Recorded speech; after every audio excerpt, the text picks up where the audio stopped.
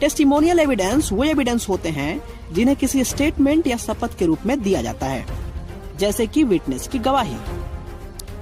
Physical evidence वो evidence होते हैं जिनकी कुछ शेप, साइज और डायमेंशन होता है। मेरा मतलब कि उनका एक ऑब्जेक्टिव फॉर्म होता है, जैसे कि blood, paint, glass, clothes. Physical evidence किसी भी फॉर्म में हो सकते हैं। ये एक छोटे से फाइबर से लेकर एक पूरा घर भी हो सकते हैं। फिजिकल एविडेंस की एक बड़ी वैरायटी हमें देखने को मिलता है। तो आज हम बात करने वाले हैं कि फिजिकल एविडेंस की वैल्यू क्या है और क्यों पुलिस इन्वेस्टिगेटर फिजिकल एविडेंस को इतनी सीरियसली लेते हैं। और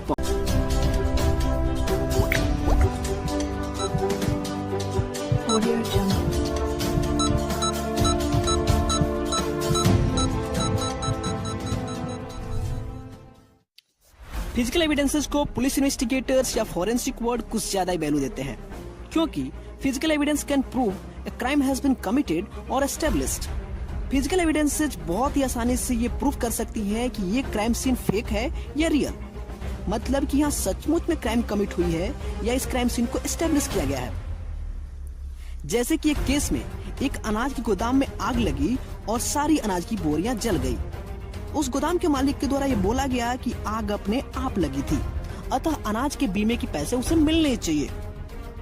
लेकिन जब इन्वेस्टिगेटर ने जली हुई कुछ बोरियों को कलेक्ट किया और उनका एनालिसिस किया तो पाया कि उन बोरियों में केरोसिन ऑयल प्रेजेंट है, जिसका सीधा सा मतलब है कि पहले उन अनाज की बोरियों पर केरोसिन ऑयल डाली गई थी और फिर पूरी इंटेंशंस के साथ उनमें आग लगाई गई थी।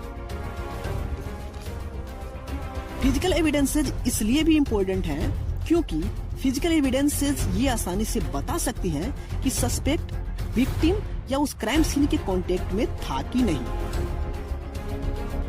एक केस में जब एक रेप केस के आरोपी की जांच की गई तो उसके जेनिटल एरिया में विक्टिम के ब्लड स्टेन मिले, जिसे इनकार कर पाना उस सस्पेक्ट के लिए नामुमकिन था। इसका सीधा सा मतलब है कि वो सस्पेक्ट विक्टिम के कांटेक्ट में था। फिजिकल एविडेंस उस क्राइम से जुड़े लोगों की आइडेंटिटी एस्टेब्लिश कर सकती हैं, यानी कि उनकी पहचान बता सकती हैं। जैसे कि डीएनए टाइपिंग आसानी से प्रूव कर सकती है कि इन 10 सस्पेक्ट में से रेपिस्ट कौन है। फिजिकल एविडेंस इनोसेंट यानी कि निर्दोष व्यक्तियों को बचा भी सकती है। एक केस में एक 9 साल की लड़की ने अपने पड़ोसी पे आरोप लगाया कि उसके पड़ोसी ने उससे पहले दवाएं खिलाई जिससे वो बेहोश सी हो गई। उसके बाद उसके साथ छेड़छाड़ की।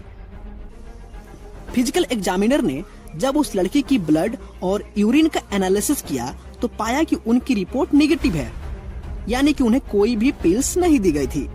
उसके बाद उस लड़की ने खुद ही कॉन्फेस किया कि ये पूरी एक मनगढ़ंत कहानी थी। उसने अपने पड़ोसी पे ये आरोप इसलिए लगाया क्योंकि वो उसे पसंद नहीं करती है। फिजिकल एविडेंसेज इसलिए भी इम्पोर्टेंट हैं क्योंकि फिजिकल एविडेंसेज आई विटनेस से ज्यादा रिलायबल हो सकती हैं। एक आई विटनेस भी दबाव या डर के कारण अपनी गवाही बदल सकता है, वो झूठ भी बोल सकता है, लेकिन डीएनए रिपोर्ट या कोई भी सीसीटीवी फुटेज या दूसरी फिजिकल एविडेंसेज कभी भी झूठ नहीं बोल सकती हैं। फिजिकल एविडेंसेज इसलिए भी ज्यादा इम्पोर्टेंट हैं क्योंकि कोर्ट की कई डिसीजंस ने फिजिकल एविडेंसेस को ज्यादा इम्पोर्टेंट बनाया है। यूएस के सुप्रीम कोर्ट ने एक बड़ी संख्या में अपने डिसीजंस में फिजिकल एविडेंसेस को ज्यादा महत्व दिया है, जैसे कि फेमस मिरांडा केस। कोर्ट किसी भी क्रिमिनल केस में फिजिकल एविडेंस की ज्यादा एक्सपेक्ट करता है, और करे भी क्यों नहीं, क्योंकि ऐसा हो ही नहीं सकता कि कोई क्रिमिनल केस हो और उसमें कोई फिजिकल एविडेंस ना मिले। और अगर कोई फिजिकल एविडेंस नहीं मिलता है तो यह काफी हद तक इस तरफ इशारा करता है कि यह आरोप झूठा है। तो आज के लिए बस इतना ही। ऐसे ही फॉरेंसिक साइंस और क्रिमिनोलॉजी से रिलेटेड वीडियोस हिंदी में पाने के लिए हमारे इस चैनल को सब्सक्राइब करें।